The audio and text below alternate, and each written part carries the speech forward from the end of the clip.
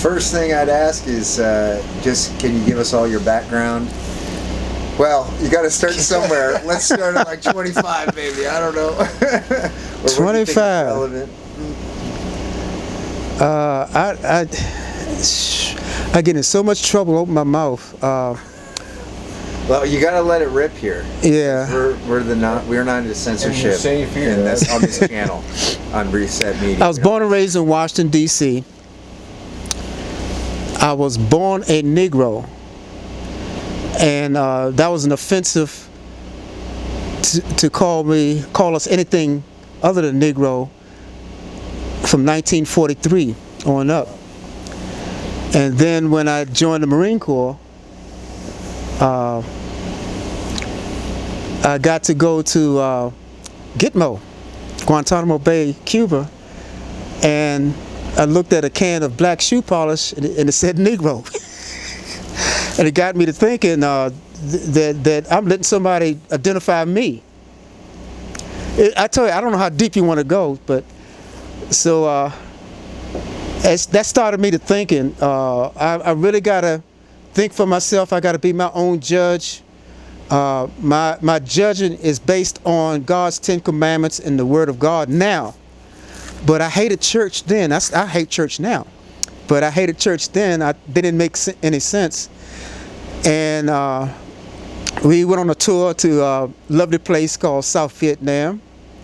And the people were not too friendly there. They didn't cotton to us Marines hanging around the beach and all that. But when we got to go on a sweep and go through the villages, it dawned on me, those people don't care about democracy or communism. They just want to be let alone to raise their family and their crops. Sound familiar, doesn't it? Yeah. And I remember where I was when Kennedy was killed, but assassinated. We were down on Viegas. I got to thinking, well, we're not here defending anybody. We're here because the government says we got to stop communism. And like I was telling the guy a few minutes ago before we came here, we spent 13 months fighting communism and couldn't wait to get back to the world where communism is taking over America, you know. But we don't have a gun. They took our guns. So we can't fight communism here in America. But that's a kind of overall picture. A colonel came down and while I was on guard duty and broke all the rules, told me to sit down and talk to me while I'm on guard duty for 4 hours. And he was talking about his history. And that conversation got me interested in history. So I said, when I get out the service, I'm going to study about black history. And I did, and I got fired up. Became a black militant, if you will. Didn't hate white people, so y'all don't get offended. But I was offended about how, I look back on it now, I say I was offended how people are controlled. It was like Nazi Germany. A few people can control the masses. But my parents raised me, even though they saw lynching, they actually saw somebody lynched in Virginia. They're from Virginia. But they never preached hate. So I was always comfortable around all people. So I just upset about the government. And I actually, when I got out the service, I was protesting against the war. You know, and I'm saying, you see, I'm a kind of a loose cannon. I'm thinking for myself on this. So then I met a guy from New Orleans. He's a communist. And I said, communism is the way to go. So I was a communist from about 1970 to 1980. And in Washington, D.C. Keep going. And interesting. I can cut that out. Or actually pause. Hold that thought. Things be getting angry, so I could feel comfortable. Great. I don't think of all the contingencies this time around. I'm putting on airplane mode. So you're at 1980, 70 to 80. Yeah. So what happened was that one of the things that happened, this idiot, Ron Karanga, over in California, came up with this invention called Kwanzaa. And I'm my only child, spoiled to death, you know. But I gave up on Christmas probably around 12 or 13. It didn't make sense. I didn't believe in the Christmas, Santa Claus bit, but I couldn't see holidays and whatnot. So I didn't like Christmas. I don't like lies. And to me, Christmas was a big lie. Nobody's coming down no damn chimney. You know, and if it did, it'd probably get shot. I mean, you know, breaking and entering. Come on, man. So this guy comes up with Kwanzaa. And the first year, I said, okay, that's a substitute. The second year of Kwanzaa, I said, wait a minute. There's 7 principles. One of them is Kujichagulia, which means self-determination. So I'm going to order you to be self-determining. I said, there seems to be something not clicking with that. And so I was critical of my group, the communists and black nationalists. I said, this ain't working. And so I started saying things that like, we are temporarily here, we just passing through, things not biblical, but they were. The words were different, but the principles were biblical. So they couldn't call me an Uncle Tom like they would now. But finally, about 3 or 4 weeks later, a guy said, I saw a movie and the guy saying the same thing I'm saying in the movie. So I went to see the movie, and he was The Late Great Planet Earth by Hal Lindsey. So I thought Hal Lindsey is the guru. He's the one that knows the Bible. He's the one that knows the Bible. So I went home and the Bible didn't make any sense. So I prayed for 3 years for the Lord to help me to understand the Bible. And I'm skipping a part. What I realized that the people that we looked up to as models were willing to give up their lives for their people. And while we're criticizing the government and the white race, the black race is doing the same thing to black people that the white race is doing. So the answer was not political. It's not communism. The answer's got to be spiritual. It's on a higher plane. So I missed out on that part. But anyway, after about 3 years, I met my wife. Well, we weren't married then, but I met Karen, a.k.a. Kiki. Mm-hmm. And we met some people that I prayed that God would help me to understand the Bible for 3 years. God answered the prayer. He gave me victory over smoking. I said, I'm not praying for smoking. I'm praying to understand the Bible. Well, lo and behold, after years of studying the Bible, God has a health message. And part of that health message is that our mind would be clear. No drinking, no smoking. It goes into the, well, that's another story. But it goes, let me explain it this way. I've been going to the VA, and back around 2010, this guy came into class, and he was worried, and the instructor said, well, what's the problem? You seem to be worried. He says, I'm going for a test, had my surgery on my ankles, and they don't want to do it unless I stop smoking, and they got a patch. So I asked the instructor, I said, what is this about? Well, he asked the guy to explain it to me. He says, well, the veins in your ankle are so small, they don't like to perform surgery there. So you got this patch to stop smoking. Smoking makes your veins smaller and smaller and harder to pump the blood through. So knowing what I knew now, I said, does that include the brain, like the frontal lobe, between the eyes, mark of the beast, seal of God? I didn't say that part, but I said, to the brain? She said, of course it does. So inside I'm going, wow, look at this. Outside I got to be cool. Can't talk religion and politics, right? So what that is saying is that God's seal is going here, which is the frontal lobe.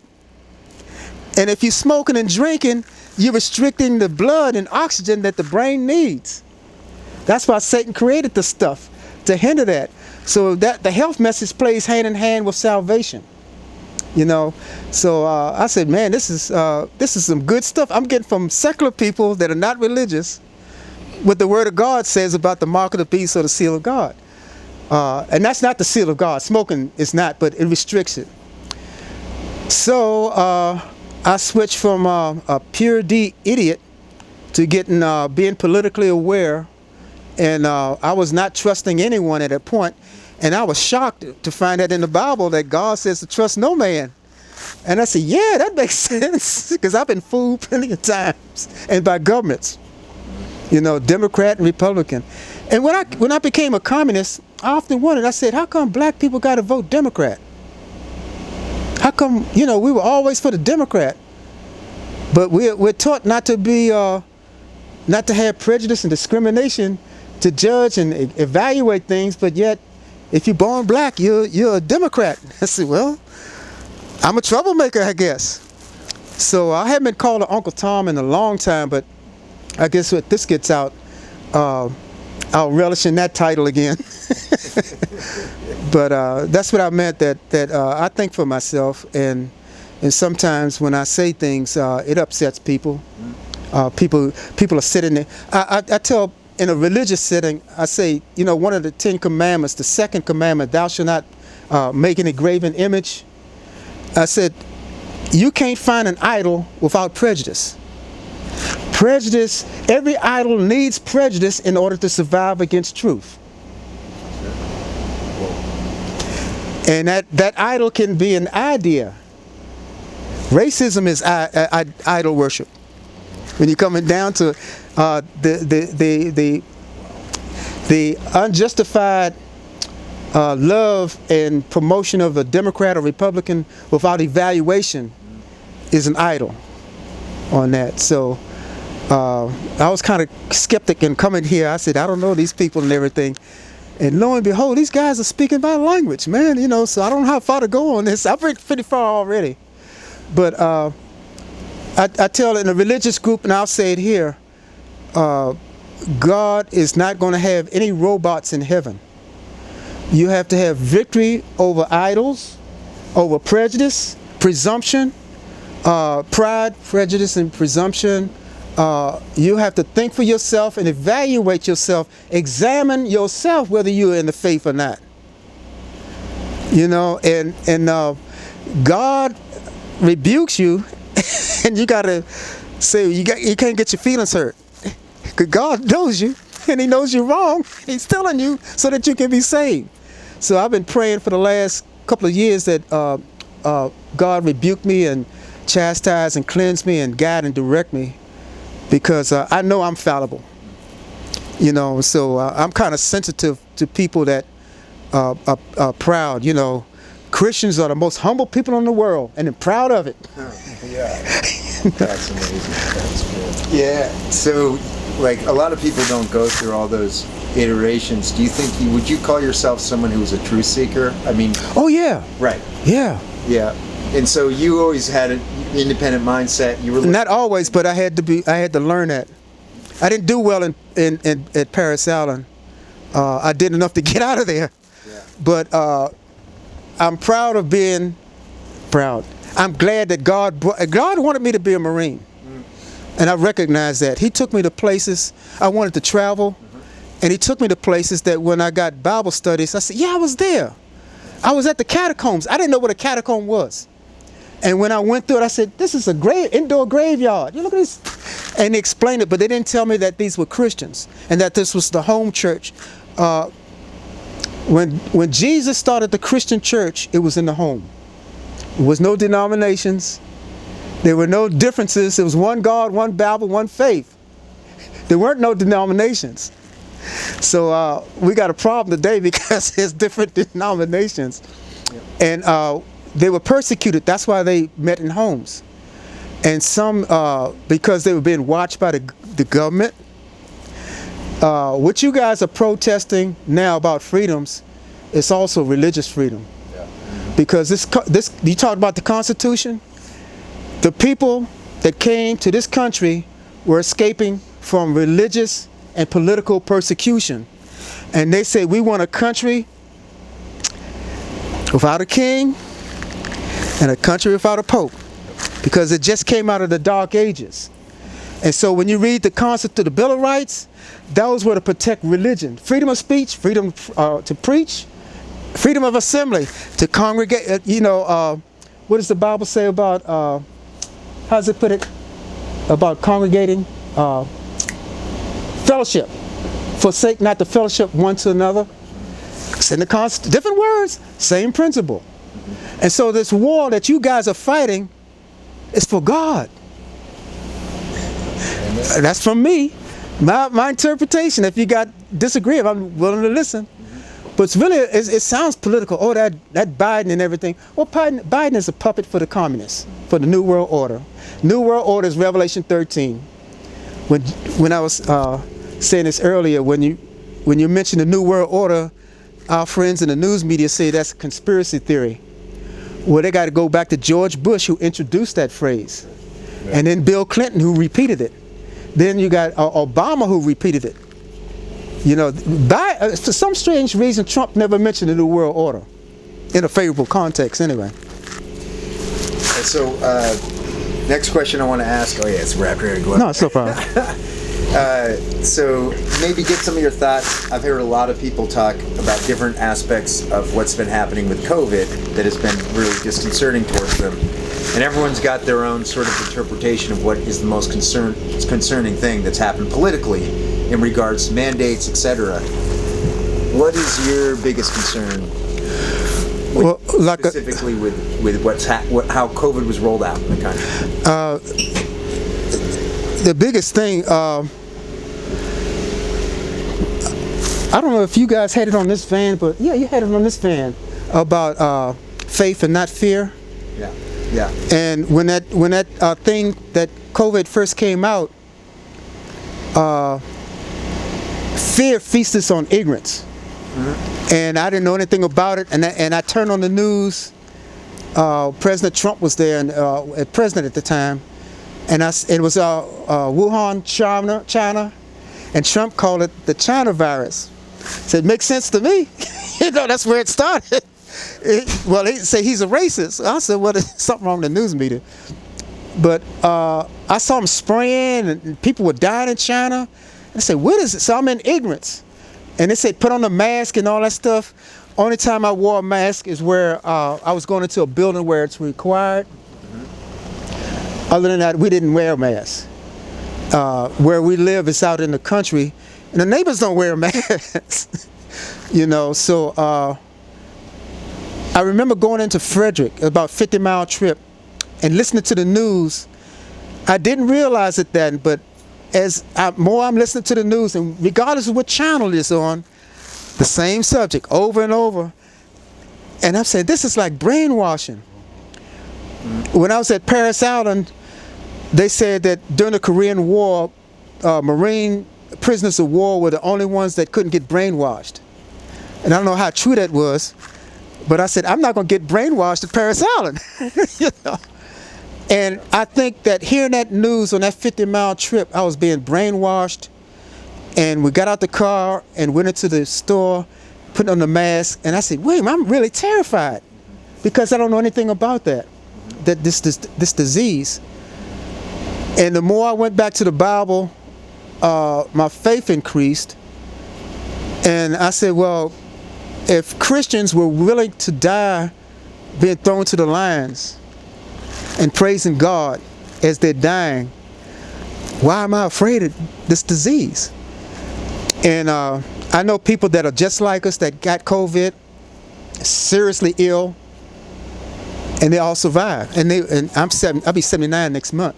And they were older than me, and some are younger than me, but they all survived. Yeah. And Karen and I have not come down with COVID.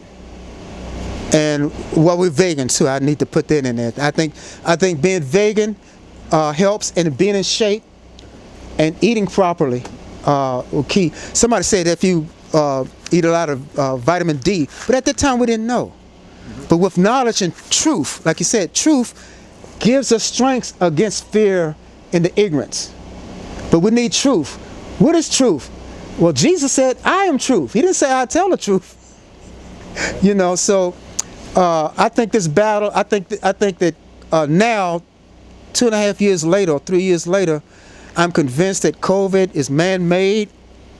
It was devised. We believe that Fauci was responsible for financing it, the government, and he even made a statement that this pandemic would happen like 2 years before it happened. And You look at the results. The fellowship in the churches had to be broken down. People lost their jobs and everything. It's a perfect setup for Revelation 13. A one world government, as Bush would call it, the New World Order. Break down religion, break down the economy. The educational system has already been infiltrated for the last 50 years. Your children go to school learning to be communists instead of Americans, and they don't know the Constitution. And if you disagree with them, you're a racist. So they can't call me a racist unless I go around black people, and then I'm Uncle Tom. Same hatred and mindset is being polarized, controlled, but different terminology. Can you talk a little bit more about that? 'Cause some people, I got all sorts of viewers, right? And some people are seem to be polarized. Oh yeah. How do you think that racism has become? It seems like it's become more tension than it was even in the past, maybe even from the 80s. What do you think has been done that has caused that tension, and what do you think can be done to relieve it? Well, the only thing that's going to relieve it is for people to give their lives to Jesus Christ. But people don't want to get into politics and religion. And when you do that, you step on people's toes that are staunch Baptist or staunch Catholic or staunch Republican or Democrat. To me, the number one enemy is the news media. The news media is owned. Follow the money trail. Who owns the news media? Same people that own the Federal Reserve banks. Well, who are them? Isn't that against the Constitution? Isn't Congress supposed to coin and regulate money? But the Federal Reserve does that. Well, who owns those banks? They're privately owned. The same people that own those banks own the news media. Was it BlackRock and what's the other one? Vanguard? Do you think they're intentionally dividing the nation? It's not so much dividing, controlling the masses. There was a guy by the name of Antonio Gramsci, and he was happy that the Bolshevik Revolution took over Russia, and in 1917 the communists took over the country. He was happy, ecstatic, but he was disappointed that it wasn't spreading. So it says what we have to do is infiltrate the schools, infiltrate churches, and teach them to get into the culture as well as religion and the economy to make them passively, instead of violently like in Russia or China, passively be brainwashed into accepting communist ideas. And that's what you have, especially in California, but even in Virginia. You have communist thought coming in. So how to neutralize that is Jesus Christ alone, I think. Okay. Yeah. The other question I wanted to ask, because you're providing such interesting answers, so I thought I'd prod a little further. Historically, there's these patterns, right? Like there's the people in power, and they seem to abuse it, and then it kind of, you start to see this pattern happening in the way that it could be right or it could be left. Mm-hmm. What would you caution? What would you have to say about someone who would tell you, like, well, okay, if the right is the right way to go, right? Which a lot of people here do feel that. What happens when they get power? Could they, and they get corrupted by it? I mean, in other words, no one has an answer to this question, but I assume your answer is going to be Jesus, and well, maybe if that's your answer, maybe you can say, like, so let's say the right gets in power, they become corrupt, mm-hmm. right? And then they're hunting after anyone that mm-hmm. is not helping them maintain their power. Mm-hmm. How do you end that pattern? That's a crazy question. No, it's not. Listen, it's a very important question. Wish I did have an answer for it. I was just reminded. Thought came in my memory. What got me on that train of thought? Exactly what you're saying. This movie, and I hate when people quote movies, But this movie, Zapata, by Marlon Brando played Emiliano Zapata. He was a Mexican peasant, and he went to see the Maximilian. I can't think of the Mexican dictator's name, and they were protesting because they wanted their land and they wanted their freedom. Sound familiar? And the tyrant said something. He didn't say let them eat cake, but he said something. I forget what the words were, It's going back like 30, 40 years ago. And Emiliano Zapata formed a revolution. Yeah. And they eventually won with, what's his name? Pancho Villa. Yeah. And they took over Mexico. And that's the answer, right? No, Jesus is the answer. They took over Mexico, and then he's big shot, you know.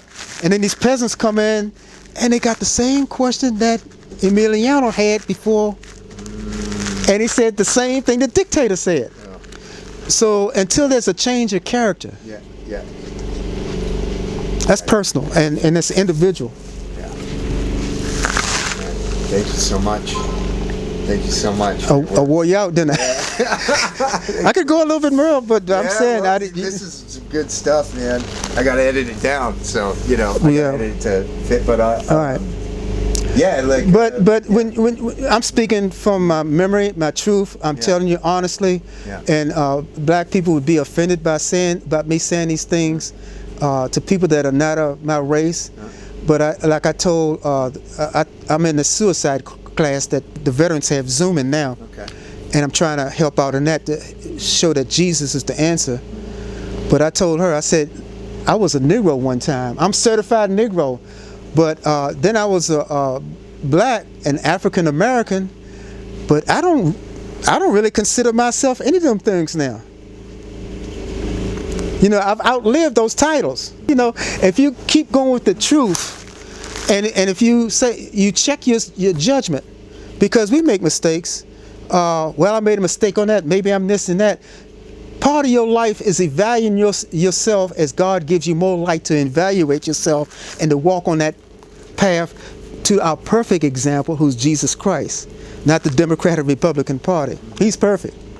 So in doing that, you know, I'm no longer a Negro, a black person, African. In my mind, I know in communication, you know, but I don't consider myself that. And she thought, wow, that's great. And I said, well, you shouldn't consider yourself a white person, Caucasian. Right. Because she's a free thinker too. I'm going to tell her about this, and I won't get to see her Monday. I guess y'all be gone by Monday, but she would probably come down here. Yeah. From Pennsylvania. That would be cool. Yeah. Okay. Yeah, that's amazing. Like, I don't know, that's one of the best interviews I've done.